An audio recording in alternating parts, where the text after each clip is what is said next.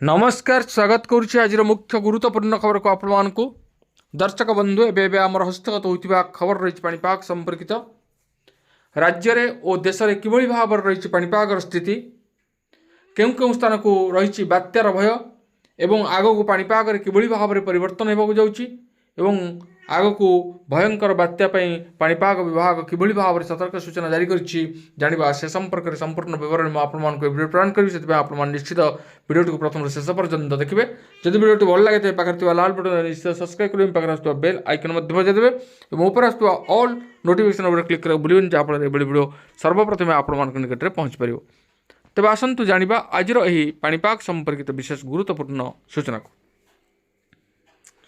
उत्तर भारत में ठंडा शेष होगा जाऊँगी। भारतीय पाणीपाग विभाग आईएमडी तापमात्रा वृद्धि पाइबार पूर्वानुमान करिछि। समय दिल्ली, राजस्थान, उत्तर प्रदेश, हरियाणा एवं पंजाब पर वज्रपात सतर्कता जारी कर फेब्रुआरी 13 तारिख 19 तारिख मध्य अनेक राज्य में पाग खराब होवार आशंका रही। तेबे आज राजधानी दिल्लीर आकाश मेघुआ रहिबो। मेघ जोगुं सकाळ एवं संध्यारे सामान्य ठंडा अनुभूत हो पारे। पाणीपाग विभाग सकाळे घंटा प्रति 10 ରୁ 15 किलोमीटर बेगर पवन बहिबार पूर्वानुमान करिछि। उत्तर प्रदेश में ठंडा कमी पारे किंतु घन कुहुडीर प्रभाव एबे भी रही। फेब्रुआरी 12 तारिख में उत्तर प्रदेश 27टी जिल्ला रे मध्यम घन कुहुडीर सतर्कता जारी कर कुहुडी जोगुं रेल एवं सड़क परिवहन प्रभावित होइछि एवं अनेक ट्रेन विलंब चलुछि। आईएमडी कहवा अनुसार मेरठ, अलीगढ़, आग्रा, अमेठी, बाराबंकी, मैनपुर, बहराइच, बुलंदशहर, चौंदली, चित्रकूट, अयोध्या, प्रयागराज, गोरखपुर, शामली एवं सीतापुर समेत अनेक जिल्ला रे कुहुडीर प्रभाव देखा मिलिबो। एपटे राज्यर स्थिति देखा उपकूल शीत संपूर्ण अपसारित हो जाइए। अन्यपटे आभ्यंतर और पश्चिम ओडिशा रे शीतर प्रकोप जारी रही।